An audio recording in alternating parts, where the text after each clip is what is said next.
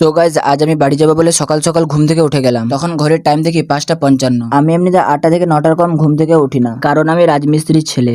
তারপর মা আমাকে দেশি বিরিয়ানি পলিথিনে ভরে দিল বাড়িতে খাবো বলে। তারপর আমি আর আব্বুর কাওয়াসাকি নিনজা জেড করে বেরিয়ে পড়লাম বাড়ির উদ্দেশ্যে। তারপর রাস্তায় একটু যাওয়ার পর আমি একটি আজব দৃশ্য দেখতে পেলাম। একটা ছোট্ট বুলেট একটা 10 কোটি টাকার রোলস রয়েসকে টেনে নিয়ে যাচ্ছে। না না মানে खराब हो जाएगा। मैं माँ अम्मा बहन पे आ जाऊंगा। मैं इनकी इनकी अम्मा बहन पे आ जाऊंगा मैं।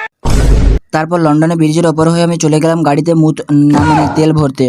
এই একদম ভিডিও করবি না, আমাকে দেখে কি তোকে খেপা মনে হচ্ছে? তুই আমাকে ভিডিও করছিস। তারপর আরেকটু গিয়ে দেখলাম রেল লাইনে ট্রেন পড়েছে গেট যাওয়ার জন্য। না না মানে গেট পড়েছে ট্রেন যাওয়ার জন্য। ফাইনালি টানা 10 দিন সফর করার পর আমি চলে এলাম বাড়িতে এসে দেখি বাড়ির অবস্থা 404 হয়ে গিয়েছে। বাড়িতে ঝাড় দিতে দিতে আমাকে একটু ডান্স করতে মন গেল, তাই আমি একটু ডান্স করে নিলাম।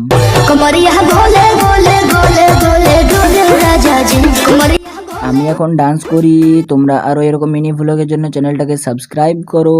বাই।